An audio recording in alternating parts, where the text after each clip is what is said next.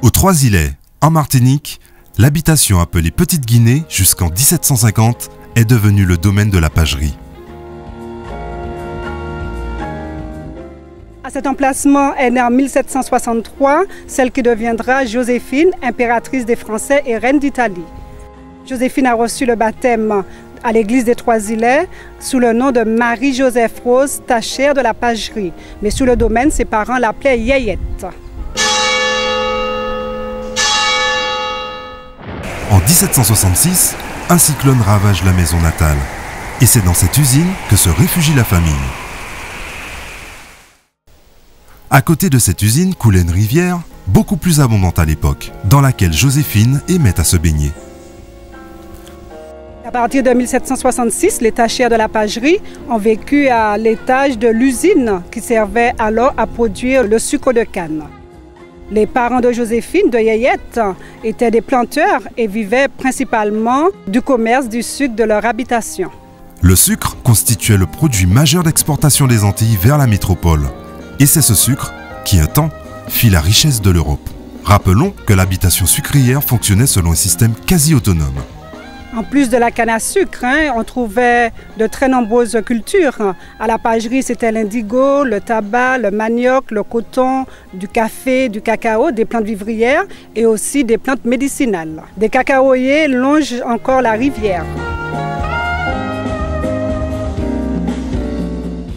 Ces excavations indiquent l'emplacement des chaudières qui servaient à concentrer le jus de canne sous l'effet de la chaleur.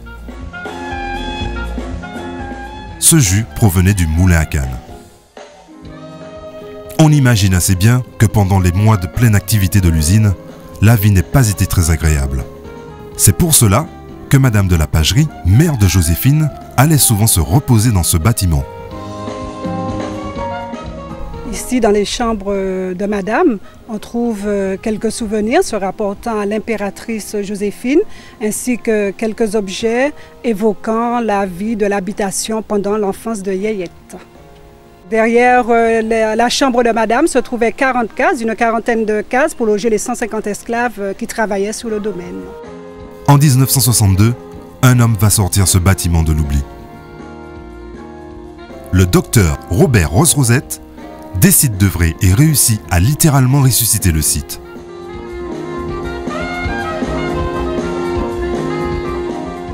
Il est entièrement soutenu dans cette initiative par son épouse Simone. J'ai aidé Robert à gérer un peu le musée. Je l'étais en classant tous les documents que l'on pouvait avoir, des photographies. Il n'aimait pas beaucoup la lecture. Alors le plus souvent, c'est moi qui lisais tous les livres qui sortaient sur Joséphine. Je les annotais, je lui faisais relire les passages importants et intéressants. En 1985, le domaine est repris par le Conseil général de la Martinique.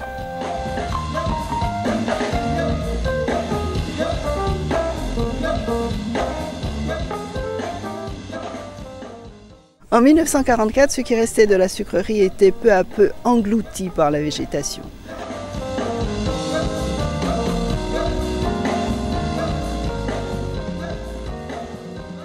Quant aux ruines de la chambre de Madame, elles se dégradaient chaque jour davantage.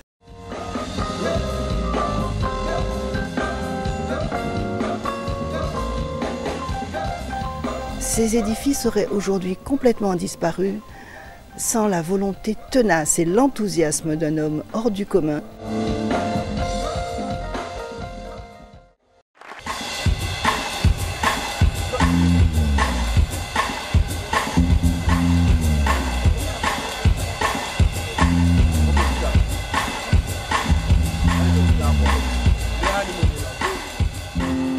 Robert Rose-Rosette était mon grand-oncle. Il est né dans la commune du Saint-Esprit en 1905. Des recherches généalogiques effectuées par mon frère Lando Pierre-Philippe ont montré qu'il était descendant proche d'esclaves. Et ce volet était extrêmement important pour lui.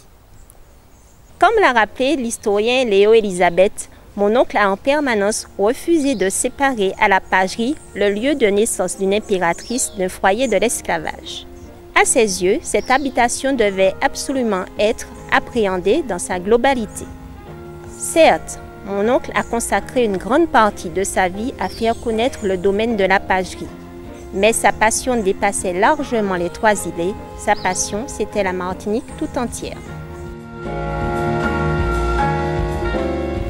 L'intérêt de mon père pour la pagerie a d'abord été celui d'un garçon très modeste des Trois-Îlets. Tout jeune déjà, il trouvait désolant que le lieu de naissance d'un personnage devenu aussi illustre tombe dans l'oubli. Mais c'est quand il a laissé son île pour ses études vétérinaires qu'il a pris vraiment conscience que la Martinique passait à côté d'une magnifique opportunité de développement.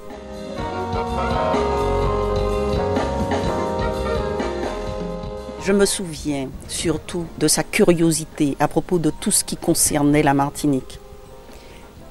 Aimé Césaire, à la mort de mon père, a écrit « Tout ce qui est martiniquais était sien ».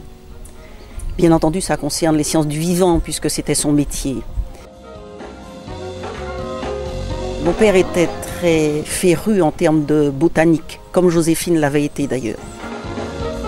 Dans le domaine du développement économique, Robert Rose-Rosette a été visionnaire aussi. Dès les années 50, il avait compris que la monoculture de la canne ne suffirait pas à nourrir la Martinique et que le tourisme constituait un axe de développement majeur. C'est une des raisons pour lesquelles il s'est tellement battu pour que le site de la pagerie ne meure pas.